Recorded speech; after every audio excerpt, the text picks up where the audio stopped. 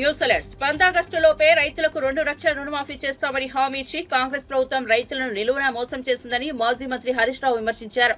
జగిత్యాల జిల్లా కోరుట్ల నియోజకవర్గంలో జరిగిన మహాపాదయాత్రలో హరీష్ రావు పాల్గొన్నారు. ఈ సందర్భంగా అక్కడి రైతులు, మహిళలతో ఆయన మాట్లాడారు. కేసీఆర్ మళ్లీ వస్తాడు, మీ బాధలన్నీ తీరుస్తాడని భరోసా ఇచ్చారు. మళ్లీ కేసీఆర్ ను అధికారంలోకి తీసుకొచ్చే బాధ్యత కూడా మీదే అని రైతులతో హరీష్ రావు చెప్పారు. కాంగ్రెస్ అంటేనే మోసమని అన్నారు. అబద్దాలు చెప్పడంలో రేవంత్ రెడ్డి రోజు రోజుకు కొత్త రికార్డులు క్రియేట్ చేస్తున్నారని ఎద్దేవా చేశారు. ఎన్నికల్లో ఇచ్చిన ఒక్క హామీని కూడా కాంగ్రెస్ ప్రభుత్వం అమలు చేయలేదని అన్నారు. దళిత బంధు, కళ్యాణ లక్ష్మి, జాబ్ క్యాలెండర్ ఇలా ఎన్నో హామీలను అటకెక్కించారని విమర్శించారు. వీటి నుంచి ప్రజల దృష్టిని మళ్లించేందుకు కేసీఆర్ ను, బీఆర్ఎస్ ను తిట్టే ప్రోగ్రాంలు పెట్టుకున్నారని మండిపడ్డారు. సీఎం రేవంత్ కు బూతులు తిట్టడం తప్ప పరిపాలన చేత కాదని విమర్శించారు. పొద్దున నేను వేములవాడ రాజన్న దగ్గర పోయి ఇచ్చిన రాంగ వేములవాడ లాగి మా లక్ష్మీ నరసింహారావు గారు దేవుని దగ్గర తీసుకుపోయి దర్శనం చేపిస్తే ఇంత భోజనం పెట్టి పంపిండి. ఆ దేవుడికి మొక్కొచ్చిన ఇప్పుడే వేములవాడ రాజన్నకు మొక్కిన. ఇగో ఇక్కడి నుంచే ధర్మపురి లక్ష్మీ నరసింహన్నను మొక్కుతున్నా, కొండగట్టు అంజన్నను మొక్కుతున్నా, కోటిలింగాల శివన్నను కూడా మొక్కుతున్నా. దేవుడా, ఈ రేవంత్ రెడ్డికి కనునిప్పు కలిగించు. జనరల్ గా ఒక సామెత ఉంటది మన ఊర్లలో, పాలకుడే పాపం చేస్తే ఆ రాజ్యానికి అరిష్టం వస్తుందట. మరి అలా రాష్ట్రానికి ముఖ్యమంత్రి రేవంత్ రెడ్డి ఆ దేవుని మీదనే ఒట్టిపెట్టి మాట తప్పింది కదా. అందుకే వేములవాడ రాజన్నను మొక్కినా, ఇక్కడి నుంచే మా లక్ష్మీనరసింహస్వామిని, మా అంజన్నను మొక్కుతున్నా, మా శివన్నను మొక్కుతున్నా. ఈ పాపాత్ముని రేవంత్ రెడ్డిని క్షమించండి, ఈ ప్రజల్ని, రైతుల్ని కాపాడండి అని చెప్పి మొక్తా ఉన్నాను. ఓ పెద్ద మనిషి అడిగింటి, ఎట్లా మరి రేవంత్ రెడ్డి దేవుళ్ళ మీద మొక్కు పెట్టే మాట తప్పే ఎట్లా అంటే, ఇది అరిష్టమయ్యా, మీరన్న పోయి దేవునికి మొక్కునంటే నేను మొక్కొచ్చిన. ఇప్పుడు ఈ పాపాత్ముని క్షమించు ఎందుకంటే ఇప్పటికే అకాల వర్షాలతో వడ్లు ఖరాబ్ అవుతున్నాయి, ధాన్యం కొనే దిక్కులేక మా రైతులు కష్టాల్లో ఉన్నారు. దేవుడు మన మీద కోపానికి రావద్దు, ఈ పాపాత్మని క్షమించండి, మా ప్రజల్ని కాపాడండి అని చెప్పి దేవుడిని మొక్కొచ్చింది.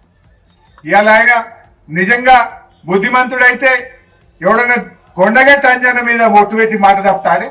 గంత పాపాత్ముడు ఎవడన్నా ఉంటాడా? మరి చేయి ఇప్పటికన్నా. ఇవాళ మా సంజయ్ ఏమడుగుతున్నాం, ఈ పాదయాత్ర నుంచి బీఆర్ఎస్ పార్టీ అడుగుతున్నది ఒక్కటే, వెంటనే 2 లక్షల రుణమాఫీ వడ్డీతో సహా చేయాలని బీఆర్ఎస్ పార్టీ డిమాండ్ చేస్తుంది. ఇచ్చిన మాట ప్రకారంగా వానకాలం యాసంగి కలిపి 15,000 రూపాయల రైతు భరోసా వేయమని బీఆర్ఎస్ పార్టీ డిమాండ్ చేస్తుంది. దొడ్డు వడ్లు, సన్న వడ్లని వంకలు పెట్టకుండా అన్ని రకాల వడ్లకు 500 బోనస్ ఇవ్వాలని బీఆర్ఎస్ పార్టీ డిమాండ్ చేస్తా ఉంది. ధాన్యం కొనుగోలు విషయంలో రైతులతో ప్రభుత్వం ఆడుకుంటోందని మాజీ మంత్రి బీఆర్ఎస్ ఎమ్మెల్యే జగదీష్ రెడ్డి ఆవేదన వ్యక్తం చేశారు. మంగళవారం తెలంగాణ భవన్ లో ఆయన మీడియాతో మాట్లాడారు. ఒకవైపు రివ్యూ చేస్తున్నట్టు సీఎం రేవంత్ రెడ్డి డ్రామాలు ఆడుతున్నాయి, మరోవైపు ప్లాన్ ప్రకారం మిల్లర్లను, దళారీలను రైతుల మీదకు వదిలారని తెలిపారు. దీని వెనుక 100 కోట్ల అవినీతి జరిగిందని ఆరోపించారు. మంత్రులు దళారులతో, మిల్లర్లతో కుమ్మక్కయ్యారని అన్నారు.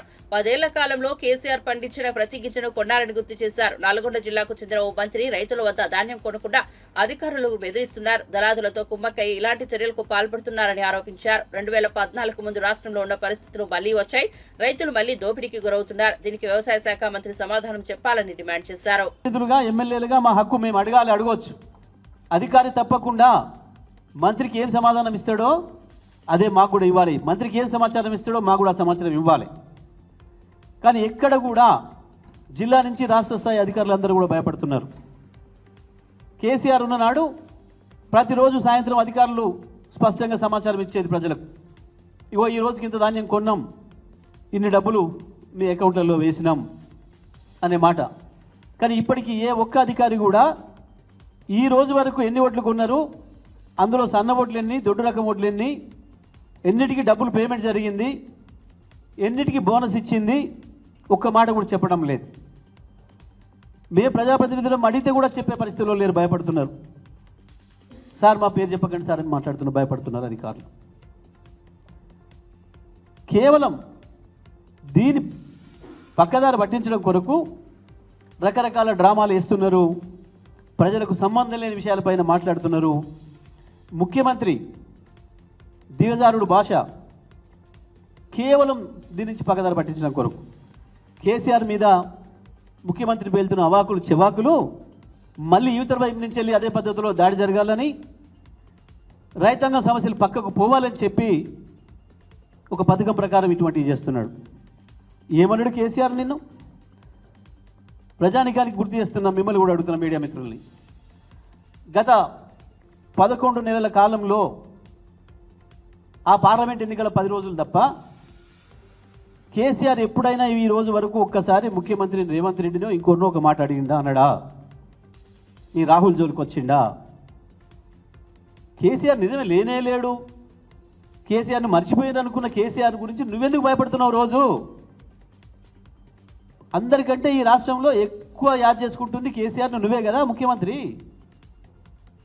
లేనే లేని కేసీఆర్ గురించి నీకెందుకు భయం? కేసీఆర్ని కాదు, కేసీఆర్ నీడని కూడా చూడలేదు కదా నువ్వు. ఎందుకు భయపడుతున్నావు? ఎందుకు మాట్లాడుతున్నావు ఆ చెత్త మాటలన్నీ? ఎందుకు ఆ రోత మాటలన్నీ?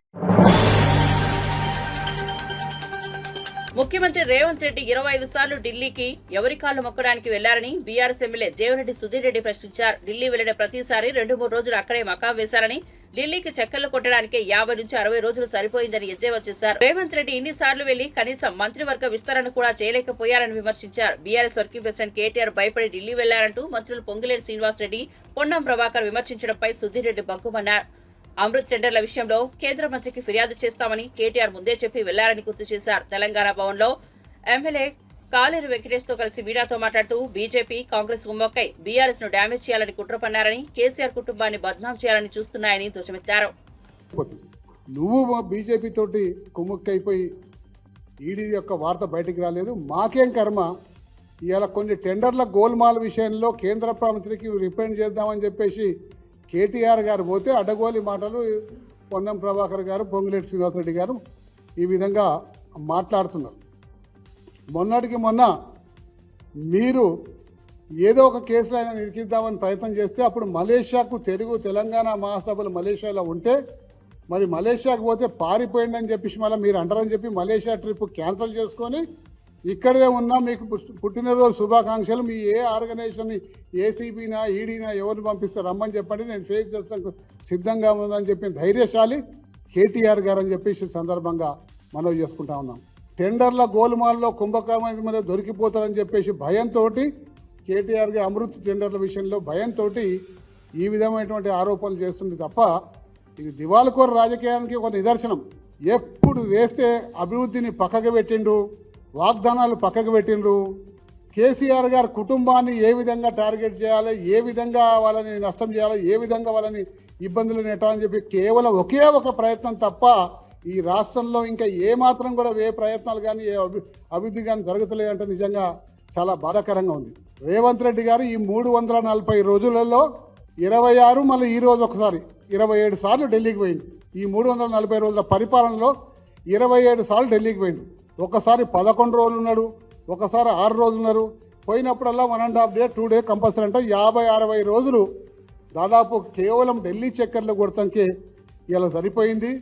ఇప్పటికి కూడా నిజంగా కూడా మిగతా యొక్క మంత్రివర్గ విస్తరణ కూడా కనీసం చేసుకోలేకపోయింది. మరి ఢిల్లీకి 27 సార్లు పోయి మంత్రివర్గ విస్తరణ లేకపోతే అది డిస్కషన్ అని చెప్పేసి అంటా ఉన్నారు. కానీ ఒక పార్టు కాంగ్రెస్ పార్టీ పనులు చేసుకుంటారు, రెండో పార్ట్ బీజేపీ తోటి ఏ విధంగా సన్నిహితమవుతుందన్న ప్రయత్నంలోనే 27 సార్లు ఢిల్లీకి పోయిందని చెప్పి ప్రధానంగా మాకు వచ్చిన ఇన్ఫర్మేషన్. మరి మీరు బీజేపీ తోటి ఈరోజు కుమ్ముక్కైపోయి బీఆర్ఎస్ పార్టీని తొక్కుదామని చెప్పి ప్రయత్నం చేస్తున్నారు. కానీ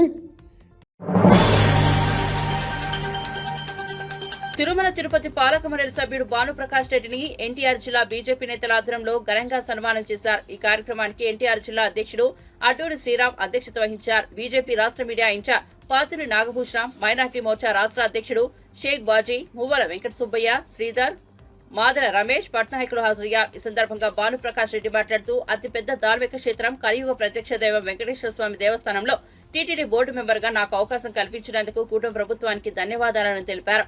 గతంలో టీటీడీలో సేవ చేసేందుకు కూటమి ప్రభుత్వం అవకాశం కల్పించింది. ఏపీలో ఆలయాలకు మంచి రోజులు వచ్చాయన్నారు. తిరుమల తిరుపతి దేవస్థానాల్లో పనిచేసేదానికి వీలు లేదు.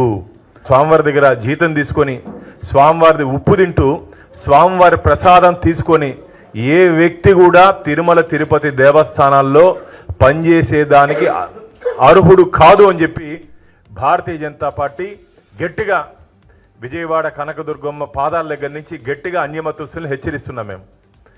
మాకు మీ సేవలు అవసరం లేదు. స్వామివారిని నమ్మని వాళ్ళు మాకు అవసరం లేదు. అతి పెద్ద ధార్మిక క్షేత్రం, కోట్లాది మంది హిందువులకు ఆరాధ్య దైవం వెంకటేశ్వర స్వామి. ఆ వెంకటేశ్వర స్వామి సేవకి నాకు అవకాశం కల్పించినటువంటి మా ఎన్డీఏ కూటమి పెద్దలు, గౌరవనీయులు రాష్ట్ర ముఖ్యమంత్రి గారు నారా చంద్రబాబు నాయుడు గారు, లోకేష్ బాబు గారు, పవన్ కళ్యాణ్ గారు, మా రాష్ట్ర అధ్యక్షురాలు పురంధేశ్వరి గారు, మా మంత్రివర్యులు సత్యకుమార్ యాదవ్ గారు, అలాగే మా పార్టీ పెద్దలు నా మీద నమ్మకంతో నా మీద ఈ గురుతరమైనటువంటి బాధ్యతని అప్పగించారు. గతంలో కూడా ఒకసారి స్వామివారి సేవలో పనిచేసే అవకాశం నాకు భారతీయ జనతా పార్టీ అప్పటి ఎన్డీఏ కూటమి నాకు అవకాశం ఇచ్చింది. తిరిగి ఈ అవకాశం కల్పించినందుకు పార్టీలో ఉన్నటువంటి ప్రతి ఒక్కరికి మనస్ఫూర్తిగా కృతజ్ఞత తెలియజేసుకుంటున్న మిత్రులారా. ధార్మిక క్షేత్రంలో దాపరికాలు ఎందుకని చెప్పి ఆ రోజు భారతీయ జనతా పార్టీ ప్రశ్నించింది. ఏ రోజు కూడా తిరుమల తిరుపతి దేవస్థానాల్లో ధర్మకర్తల మండలిలో తీసుకునే నిర్ణయాల్ని వెబ్సైట్లో పొందుపరచలేదు. ఏ రోజు కూడా తిరుమల తిరుపతి దేవస్థానాల్లో బోర్డులో సుదీర్ఘంగా ఏ అంశం మీద చర్చ జరగలేదు. పూర్తిగా దేవస్థానాన్ని ఒక జగన్మోహన్ రెడ్డి ఎస్టేట్గా ఆ రోజు మార్చుకోవడం జరిగింది మిత్రులారా. ఇది ఎందుకంటే చాలా బాధేస్తుంది. తిరుమల తిరుపతి దేవస్థానం అంటే అఖిలాండ కోటి బ్రహ్మాండ నాయకుడు, కలియుగ ప్రత్యక్ష దైవం. అలాంటి క్షేత్రాన్ని, ధార్మిక క్షేత్రాన్ని ధనార్జన క్షేత్రంగా మార్చుకున్నారు మిత్రులారా. తాము చెప్పినట్టు వినకపోతే ఎన్కౌంటర్ చేస్తామని పోలీసులు బెదిరించారని social media activist Varra Ravinder Reddy magistrate కు వాంగ్మూలం ఇచ్చారు. ఈ విషయాన్ని రవీందర్ రెడ్డి తరపున న్యాయవాదులు నాగిరెడ్డి, ఓబులెడ్డి మీడాకు తెలిపారు. న్యాయవాదులు తెలిపిన వివరాల ప్రకారం వర్రా రవీందర్ రెడ్డిని నెల 4వ తేదీన పోలీసులు కడప తాలూకా పోలీస్ స్టేషన్ కు తీసుకెళ్లి 41A నోటీసు ఇచ్చారు. తర్వాత తనతో వచ్చిన న్యాయవాది హరినాథ్ రెడ్డి స్నేహితుడు మహేశ్వర్ రెడ్డిని పోలీసులు ఇబ్బందులకు గురి చేశారు. ఈ నేపథ్యంలోనే వర్రా రవీందర్ రెడ్డి హైదరాబాద్ వెళ్లారు. కాగా ఈ కేసు విషయమై జిల్లా ఎస్పీని బదిలీ చేయడంతో పాటు సీఐని సస్పెండ్ చేశారని తెలిసి అతడు స్వచ్ఛందంగా లొంగిపోయేందుకు స్నేహితులైన వెంకట సుబ్బారెడ్డి, ఉదయ్ కుమార్ రెడ్డితో కలిసి కారులో కడప వస్తుండగా ఈ నెల 8న కర్నూలు టోల్ ప్లాజా వద్ద పోలీసులు అదుపులోకి తీసుకున్నారు. తర్వాత ఓ ఇంట్లోకి రవీంద్రనాథ్ రెడ్డిని తీసుకెళ్లి పోలీసులు విచారించారు. ఆ సమయంలో ఎన్కౌంటర్ చేసేందుకు వెనకాడబోమని పోలీసులు అతనిని బెదిరించారు. సినిమా సీరియస్ గా నడుస్తున్నప్పుడు డైవర్షన్ కోసం ఒక కమెడియన్ వస్తాడు. అచ్చం అలాగే ఇప్పుడు టీడీపీ ఆఫీస్ లో ఆనం వెంకటరమణారెడ్డి అనే ఒక కమెడియన్ ప్రత్యక్షమయ్యాడు. విచక్షణ లేకుండా మాట్లాడుతున్నారని వైఎస్ఆర్సీపీ రాష్ట్ర అధికార ప్రతినిధి పుత్తా శివశంకర్ రెడ్డి ఆక్షేపించారు. ఆనం విక్రైనా నోరు అదుపులో పెట్టుకోవాలని, లేకపోతే తాము మాట్లాడగలమని ఆయన స్పష్టంగా తేల్చి చెప్పారు. తమ అధినేతను ఏకవచనంతో సంబోధిస్తున్న ఆనం వైఖరిని తీవ్రంగా తప్పుపట్టారు. అలా తాము మాట్లాడగలమని, అయితే వైఎస్ఆర్సీపీ తమకు సంస్కారం ఉందని చెప్పారు. ఆనాడు చంద్రబాబును ఔరంగజేబుతో పోల్చిన ఎన్టీఆర్ మాటలు ప్రస్తావించిన ఆయన త్వరలో తన తండ్రి చంద్రబాబును కూడా నారా లోకేష్ ఔరంగజేబు మాదిరి పక్కకు నెట్టి సీఎం కుర్చీ లాక్కుంటారని బయట జోరుగా ప్రచారం జరుగుతోందని గుర్తు చేశారు. ఇకనైనా ఆనం నోరు అదుపులో పెట్టుకోవాలని, మళ్లీ తమ నాయకులపై పిచ్చి పిచ్చిగా మాట్లాడితే నాలుక చీరేస్తానని శివశంకర్ రెడ్డి హెచ్చరించారు. మామూలుగా సినిమాలో సీరియస్గా సినిమా జరిగేటప్పుడు మధ్యలో ఒక కామెడీ సీన్ ఉంటుంది. ఎందుకంటే జనాలను ఒక కమెడియన్ వచ్చేసి ఎంటర్టైన్ చేస్తాడు. అచ్చం అదేలాగా ఈరోజు తెలుగుదేశం పార్టీ కార్యాలయం నుంచి ఏదో అసెంబ్లీ గురించి దాని గురించి రాష్ట్రం అంతా చర్చ జరుగుతున్నప్పుడు ఒక కమెడియన్ వచ్చాడు. ఆ కమెడియన్ వచ్చి ప్రెస్ మీట్ పెట్టి ఏదేదేదో పిచ్చి కారుకుతలన్నీ కూశాడు. ఏం కూశాడు? జగన్మోహన్ రెడ్డి గారికి ఏదో మెంటల్గా బాగలేదు, దాని గురించి ఏదో బెతలం హాస్పిటల్ తీసుకెళ్ళాలి, అధ్యక్షులు మార్చాలి, అసెంబ్లీకి ఎందుకు రావు అని ఏదో నానా మాటలు అన్నాడు. ఒకే ఒక్కటి, ఎవరైతే మాట్లాడుతున్నారో ఆ కమేడియన్ భాష, ఆ కమేడియన్ హావభావాలు, ఆ కమేడియన్ యొక్క రూపురేఖలు చూస్తే ఎవరికి మెంటల్ ఉంది, ఎవరికి పిచ్చింది అనేటువంటిది అర్థమవుతుంది. అదేవిధంగా ఫస్ట్ ఒకసారి గుర్తుపెట్టుకోయ్యా కమేడియన్ నల్లబాలు గారు, మీరు మెంటల్ అనేటువంటి పదం వాడతానే ఇమ్మీడియట్గా గుర్తుకొచ్చేది మీ పార్టీలోనే ఒక యాక్టర్ వాళ్ళ ఇంట్లో కాల్పులు జరిగితే సాక్షాత్తు నిమిషంలో జాయిన్ అయ్యి డాక్టర్ల చేత అదే మెంటల్ సర్టిఫికేట్ తీసుకొని బెయిల్ మీద బయటకు వచ్చిన మాట వాస్తవమా కాదా? అదేవిధంగా సాక్షాత్తు నారా లోకేష్ చిన్నన్న అంటే మీ పార్టీ అధ్యక్షుడు చంద్రబాబు నాయుడు గారి యొక్క తమ్ముడు రామ్మూర్తి నాయుడు గారు మాజీ ఎమ్మెల్యే ఆయనను ఇంట్లో గొలుసులతో కట్టేశారని మీ పార్టీ అధ్యక్షుల వారి యొక్క బంధువే నార్నే శ్రీనివాస్ గారు అన్నారు. అవునా కాదా? అసలు ఆయన కొడుకు నారా రోహిత్ గారి ఎంగేజ్మెంట్ జరిగితే అందరు కనిపించారు కదా, మరి ఆయన ఎందుకు కనిపించలేదు? ఒకసారి మీ అధ్యక్షుని అడుగుతావా నల్లబాలు? నోరుందని ఇష్టం వచ్చినట్టు మాట్లాడకూడదు. ఇక అసెంబ్లీకి వచ్చేటువంటిది, అసెంబ్లీకి రావాలన్నా వద్దా అనేది మా పార్టీ లెజిస్లేట్ పార్టీ యొక్క నిర్ణయం. ప్రజల తరపున టీవీ5, ఈనాడు, ఏబిఎన్ ప్రశ్నించడం మానేసేయని వైఎస్ఆర్సీపీ నేత పోసాని కృష్ణమురళి అన్నారు. ఆయన మీడియాతో మాట్లాడుతూ ఏపీలో అరాచక పాలన జరుగుతోందని ధ్వజమెత్తారు. ప్రశ్నిస్తే అక్రమ కేసులు పెట్టి జైళ్లకు పంపుతున్నారన్నారు. చంద్రబాబు సూపర్ 6 అని ప్రచారం చేశాడు, ఇవ్వడం మానేశాడు. బస్సులు ఫ్రీ, ఆడపిల్లలకు 15,000 అన్నాడు, ఇంతవరకు ఇవ్వలేదు. హామీల గురించి ప్రశ్నిస్తున్న వారిని అరెస్టులు చేస్తున్నారంటూ పోసాని నిలదీశారు. నేను రోడ్డు మీదకు వస్తే కార్యకర్తతో చంపించే లెవెల్లో టీవీ5 కథనాలు ఉన్నాయి. నేను సైకో అని, పార్టీలు మారుతానని ప్రచారం చేస్తోంది. చంద్రబాబు 600 వాగ్దానాలు చేశారు. మేము ఎందుకు ప్రశ్నించకూడదు? నాలాంటి వాళ్ళని తిట్టినందుకు టీవీ5 నాయకుడికి టీటీడీ చైర్మన్ పదవి ఇచ్చారు. చంద్రబాబు కాళ్ల దగ్గర వెళ్లి డబ్బు సంపాదించుకున్నారు. బీఆర్ నాయుడు సినిమా ఇండస్ట్రీని తిట్టించారు. సినిమా ఇండస్ట్రీలో ఆడవాళ్లను తిట్టించిన బీఆర్ నాయుడిని ఎందుకు జైలుకు పంపరు అని పోసాని ప్రశ్నించారు. అతను నేను నిశేషం పోయండి కళ్ళల్లో, వాడు బొచ్చగాడు తరిగి కొట్టండి ఆ దున్నపోతుని అని నువ్వంటే క్యాట్ బాల్తో కొట్టలేదా? లక్కీగా బతికి బయటపడలేదా జగన్మోహన్ రెడ్డి? ఇవి తిట్లు, ఇవి ఎప్పుడైనా ప్రజలకి తెలియజెప్పావా? ఇలా తిడుతున్నాడు మాజీ ముఖ్యమంత్రిని ఈ టీవీలో, ఏబిఎన్లో స్పష్టంగా ఎప్పుడైనా చెప్పారా? అంటే పోసాని ఒక్కడే కదా బచ్చా, వీడు ఎక్కడ చంపేస్తే కొంచెం దొరుకుద్ది.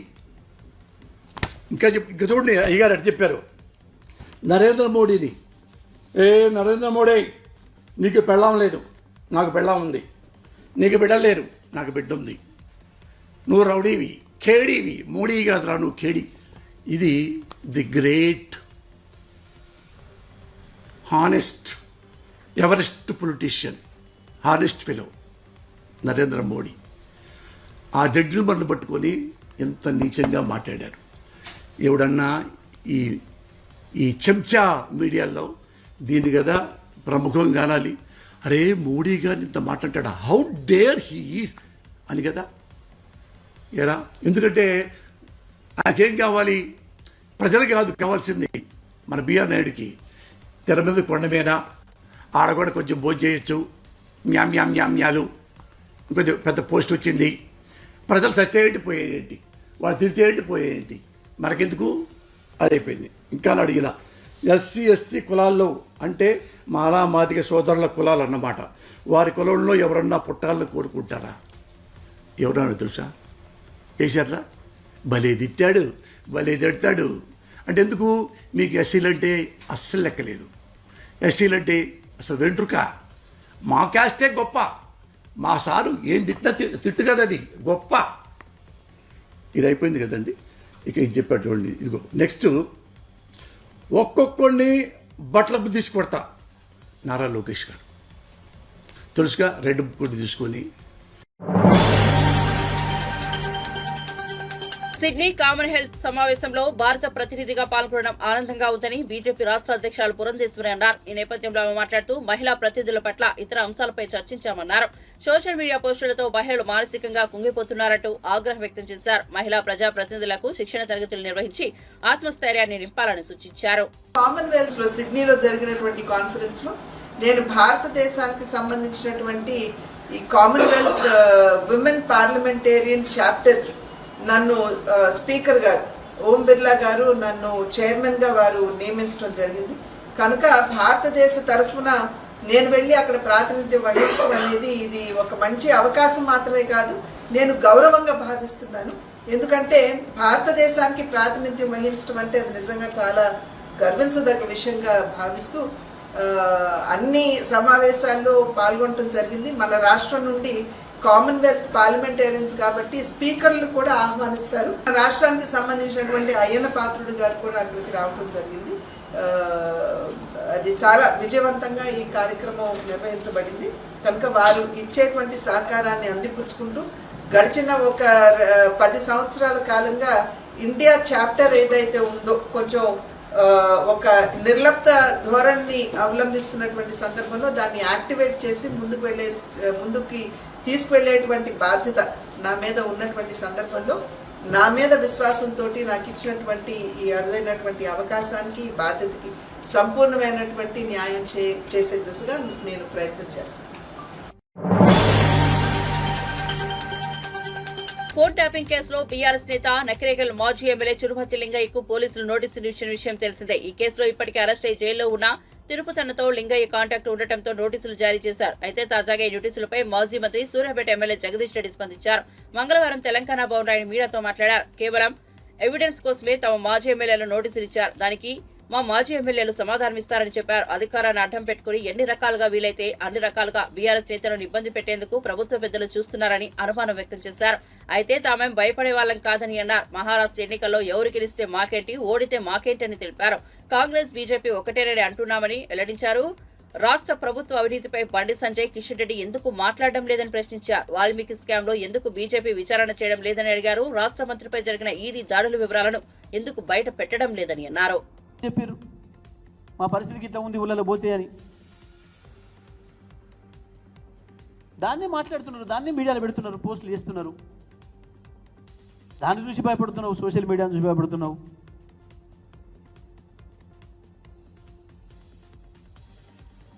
సో నేను రాష్ట్ర ప్రభుత్వాన్ని డిమాండ్ చేస్తూ ఉన్నా, ఇప్పటి వరకు జరిగిన కొనుగోలు ఏంది, దానికి మీరు ఇచ్చిన పేమెంట్ ఏంది, పత్తి కావచ్చు, ధాన్యం, వరి ధాన్యం కావచ్చు, ఇచ్చిన సబ్సిడీ ఎంత వెంటనే లెక్కలు చెప్పాలి.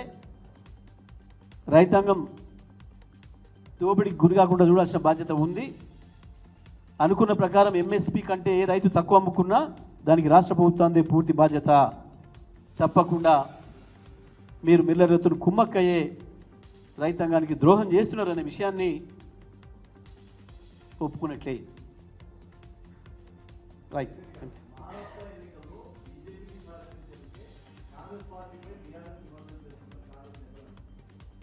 ఎందుకు వాళ్ళిద్దరు ఒకటే అని కదా మేము అంటుంది. బండి సంజయ్ ఎందుకు పోయి మాట్లాడతలేడు, కిషన్ రెడ్డి పోయి ఎందుకు మాట్లాడతలేడు? వీళ్ళు కూడా కాంగ్రెస్ సహకరిద్దామనేనా? మేమేం మాట్లాడుతుంది పక్కన పెడదాం. కిషన్ రెడ్డి బండి సంజయ్లు పోయి ఎందుకు ఇక్కడ జరుగుతుంది వాస్తవం మాట్లాడతలేరాడా? రేవంత్తో మిలాఖత, రాహుల్ గాంధీతో మిలాఖత, ఎందుకు మాట్లాడతలేరు? మేమేం మహారాష్ట్రకు పోలేదే. మేము మహారాష్ట్ర పోయి ఎవరికి అనుకూలంగా ఎవరికి వ్యతిరేకంగా ప్రచారం చేయలేదే. ఎందుకు?